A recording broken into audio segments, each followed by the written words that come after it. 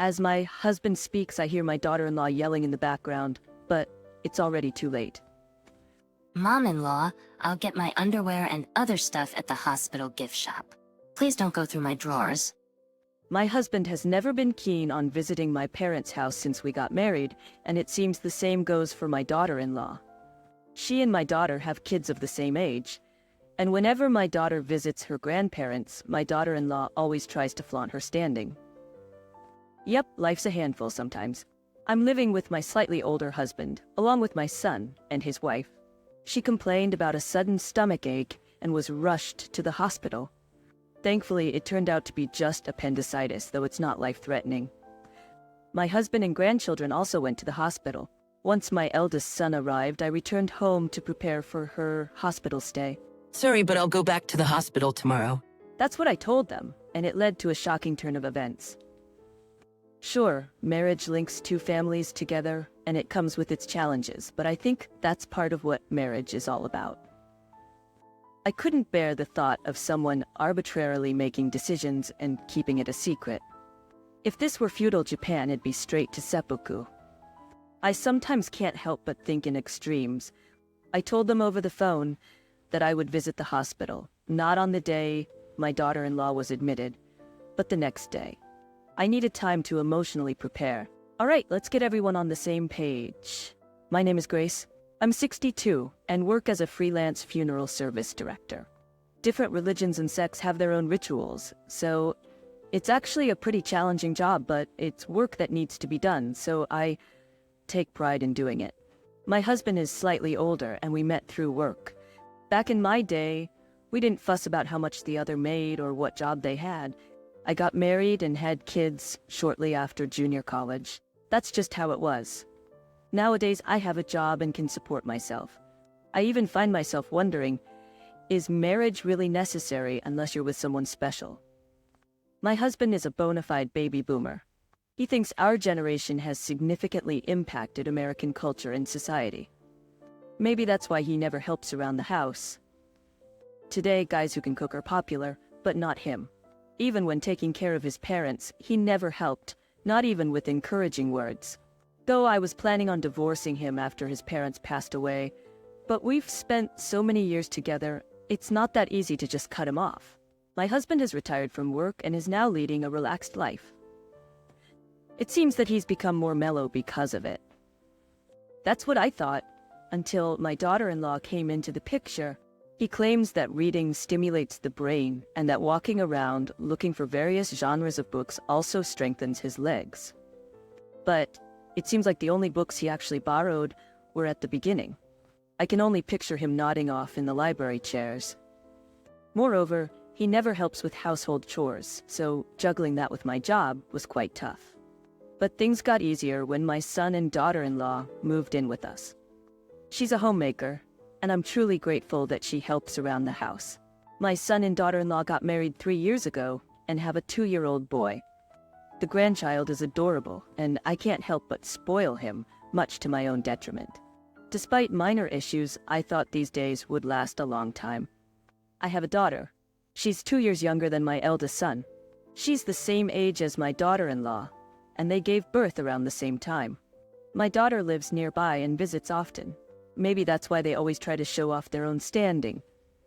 It's like they're competing to prove whose child is cuter. Ah, you're visiting again? Is it bad to visit my own parents? That's not what I'm saying. Awkward silence falls. Look, the grandchildren are playing together nicely. Isn't that enough? Well, I plan to enroll mine in preschool next year. Preschool? What's that? Coincidentally, we're also planning to send ours. You too? Isn't it too early for preschool? Mom, please keep quiet. Starting at 3 is already late, you know? It turns into this atmosphere every time. My daughter-in-law walks into the room without making any tea. But if preschool starts at 3, my daughter probably won't visit as often. And my daughter-in-law will probably go out more often. So I felt a bit relieved. However, my daughter soon drops a bombshell. Hey Mom, doesn't that kid look nothing like Jack? She says, observing my eldest son's child intently. Really?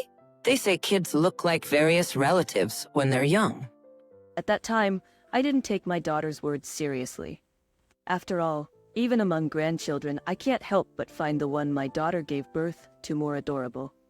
Maybe that's why my daughter-in-law gets in a bad mood when my daughter visits, and that sour mood impacts me. My eldest son and his wife got married through a friend's introduction. By the time they both crossed 35, they were getting anxious, and a friend introduced them. It seems my daughter-in-law had the same motivation. They moved in together because my son's work was conveniently located and they wanted to have a child soon after getting married. The following year, they had a child and she became a homemaker. Very much the diligent perfectionist, middle-aged person. I heard she used to be a wedding planner, quite the opposite of me. She resigned because she wanted to focus on parenting. My daughter-in-law apparently plans to return to work once the kids are a bit older. She once told me she never compromises on housework. During her long years of being single, she learned all about chores and cooking. Every month she decorates the house with seasonal flowers and is picky about the ingredients she uses. For holidays like Easter, Halloween, and Christmas, she goes all out with decorations. On the flip side, ever since she moved in, she won't let me lift a finger. You've been working, mother-in-law. You should rest. It's no big deal, really. This is my job after all. She'd say, not even letting me clean up after meals. So she's even rearranged the flow of household chores in various setups. Apparently, she's switched the contents of the drawers too. She's labeled everything so you know exactly where things are at a glance. My aging husband loves the changes, but it's left me feeling like this isn't my home anymore. Mother-in-law, you put the towels in the wrong place again. Old habits. Sorry about that. I'm constantly being corrected. I just wish she'd consult me before making changes around the house. My husband is from the baby boomer generation. People say that they like to go with the flow and follow trends, but he's not like that. My husband is pretty indifferent and doesn't like being part of a group. He's not one to follow trends either. Maybe that's why he's always been reluctant to interact with my family. It's been that way since we got married. While we often hear about living in an era where people could live to 100, studies show that men typically live to about 76 and women to about 81. My dad passed away from illness 2 years ago. He lived a bit longer than the average life expectancy, making it to 78. My mom now lives with my sister, who is 3 years younger than me. One day my husband randomly asked, "Is your mom still, well, healthy?" Is your mom still well healthy? Yes, she just has high blood pressure at the moment. Otherwise, she's fine. The average lifespan for American women is around 81, you know? So what? How old are you now, mother-in-law? I'm 81. What's your point? You better warn her to be careful then. Careful about what? Don't be ominous. Well, you're a funeral director, so you'll know what to do. My husband would say something like that, and then quickly make himself scarce. I was at a loss for words. Flashbacks of my life with my husband flooded my mind. His lack of support in raising our kids, taking care of his parents, and even connecting with my family. Once you start down that path, there's no end to the issues. I began to feel like I'd hit a wall in my marriage. My mom's health isn't great, but my sister lives with her, so I'm not too worried. My sister is a single career woman. She even got her retirement age extended, planning to work until she's 70.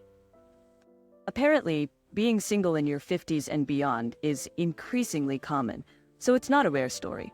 My husband's lack of involvement with my family also means my daughter-in-law doesn't have much good to say about them either. Your sister is still working, right? Yes, she is. She's single and very responsible. I assume she saved a lot of money then. Then? I wondered what her point was.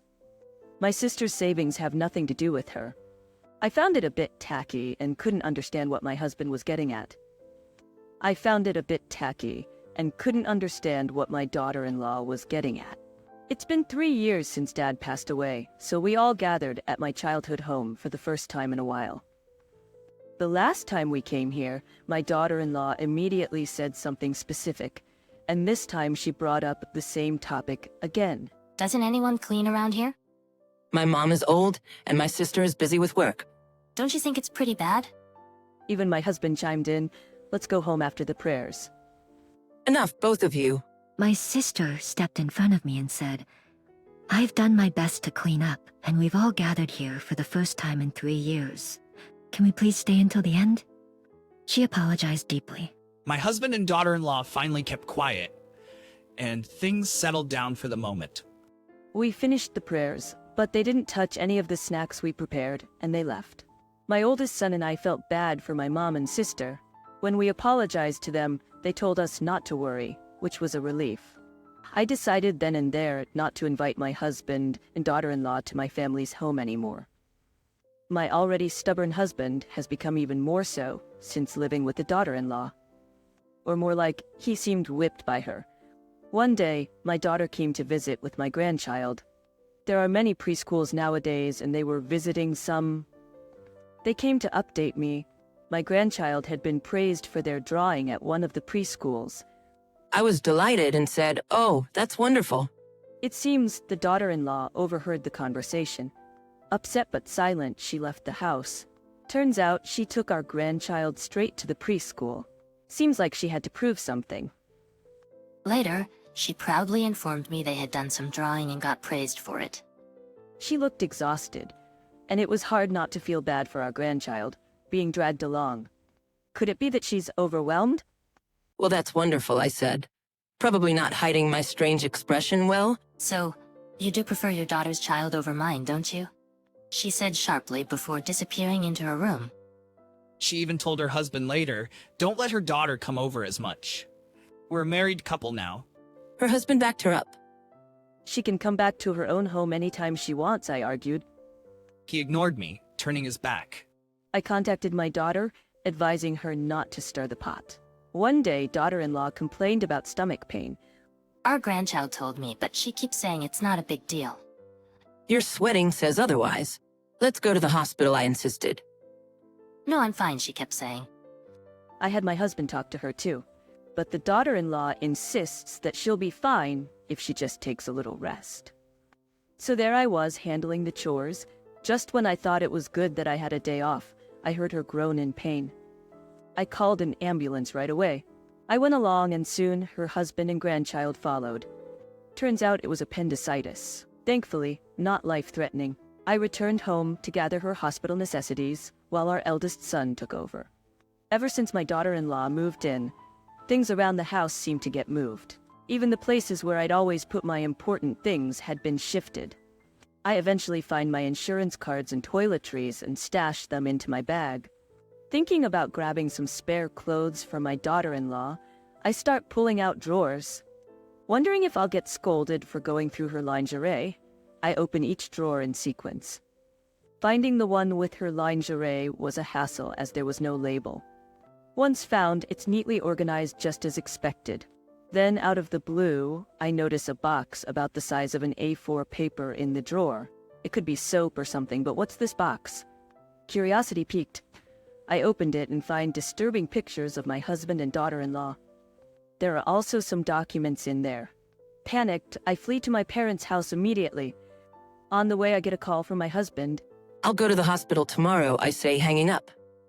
In the background, I hear my daughter-in-law say, "Mother-in-law, please don't open the drawers. We can buy underwear at the hospital shop." But it's too late. I already have my proof. The photo in the box shows my husband and daughter-in-law together. What's more, they're pictured alongside some documents, and both are beaming, holding those papers in their hands.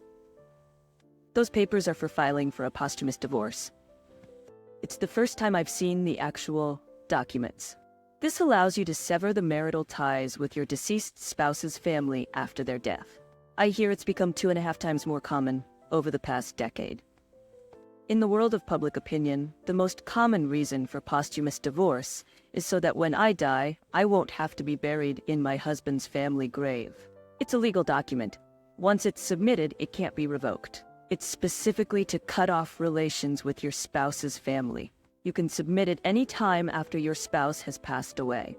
Moreover, with posthumous divorce, you only sever relations with your spouse's family. On paper, your marriage stays intact, though you can still inherit property. For my job, the only jewelry I wear is pearls. All my other jewelry stays tucked away, and yet it was all found in that box. At some point, they became my daughter-in-law's. Maybe my husband was behind it. It became clear that he planned to inherit my property and cut ties with my family if I were to pass away first. To think he had such low opinions of my family, I took care of his mother and father, but my husband never lifted a finger or offered a word of thanks. Just remembering it makes my blood boil. The day after my daughter-in-law was hospitalized, I confronted her with these documents and a lawyer by my side. I had matters to discuss with my lawyer. I'm not just submitting this, I'm filing for divorce. I slapped down the document along with a photo of my husband and daughter-in-law holding it. That's why I told you to buy my underwear from the hospital gift shop. My daughter-in-law muttered. That's not what this is about, okay? It's the same thing. This document says you want to cut ties with my family. During the time I took care of my father-in-law and mother-in-law, not once did I receive a word of appreciation.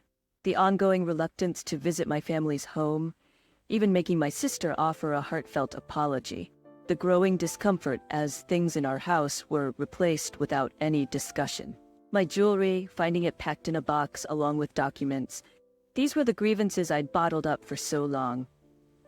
I just let it all spill out, more than I could even remember.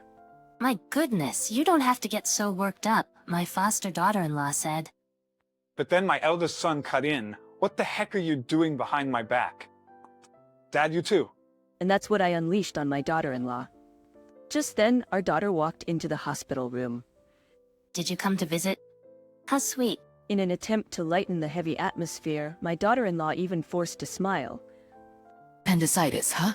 Do they also operate on your head or something? What are you talking about? Oh, that hurts.